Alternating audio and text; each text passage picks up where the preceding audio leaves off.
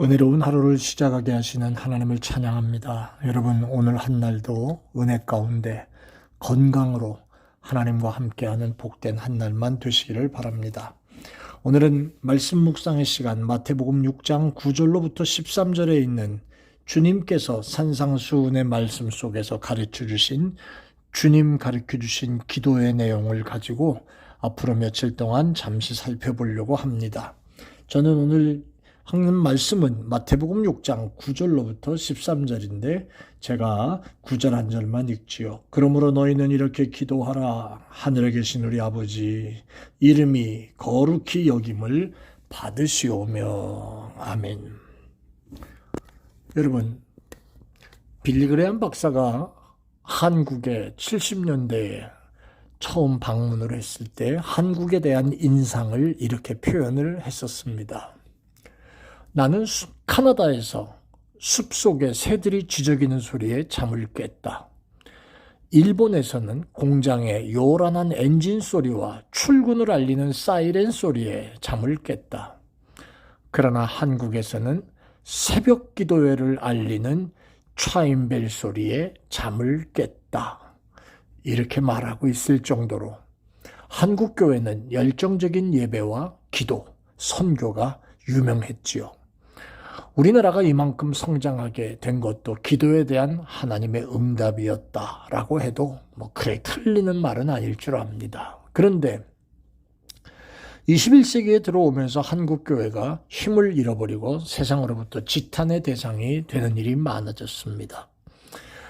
한참 성장하던 교회가 수적으로도 정체되어 있고 교회가 나이가 들어가는 노령화되고 있는 모습도 많고요. 더 중요한 큰 문제는 교회가 거룩성을 잃어버리고 세속화되어 가고 있다는 점입니다. 그래서 한국 사회 내에서도 도덕적이고 정신적인 영향력을 교회가 잃어버리고 있고요. 오히려 손가락질, 조롱거리가 되고 있습니다. 그러나 전 세계적으로도 미국에도 마찬가지고 여전히 새벽 기도를 열심히 하고 있는 나라는 한국밖에는 없습니다. 그런데도 왜 그 열매가 아름답지 못할 일들로 많이 나타날까요? 여러분, 기도는 그 양을 얼만큼 길게 하느냐 못지않게 중요한 것이 기도의 방향, 바로 질입니다. 기도 소리가 잦아들고 있습니다. 옛날만큼 기도의 양이 줄었습니다.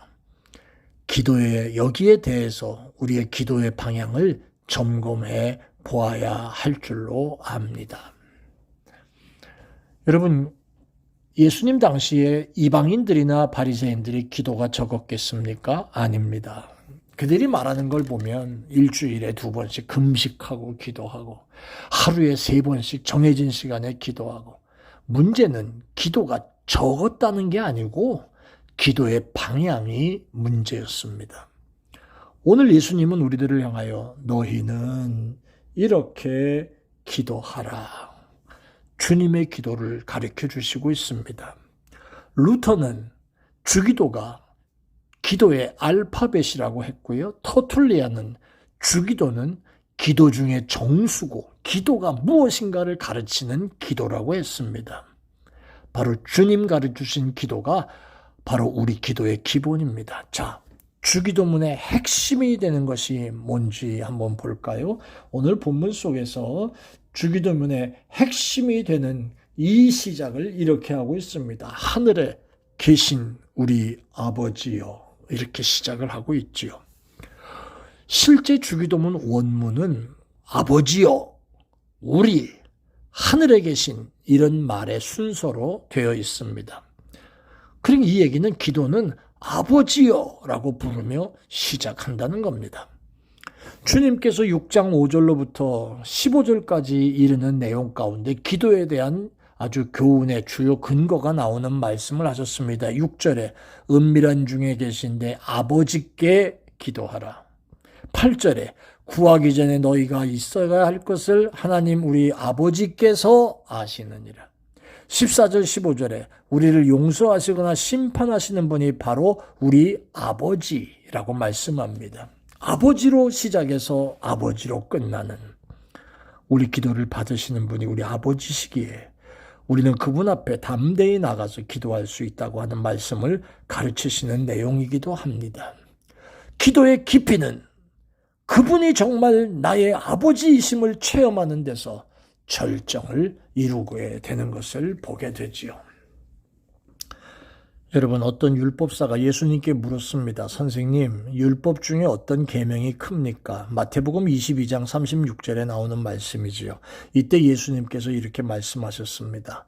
내 마음을 다하고 목숨을 다하고 뜻을 다하여 주 너의 하나님을 사랑하라 하셨으니 이것이 크고 첫째 되는 계명이요 둘째는 그와 같으니 내 이웃을 내 몸처럼 사랑하라 하셨으니 이 두 계명이 온 율법과 선지자의 강령이니라 말씀하셨습니다.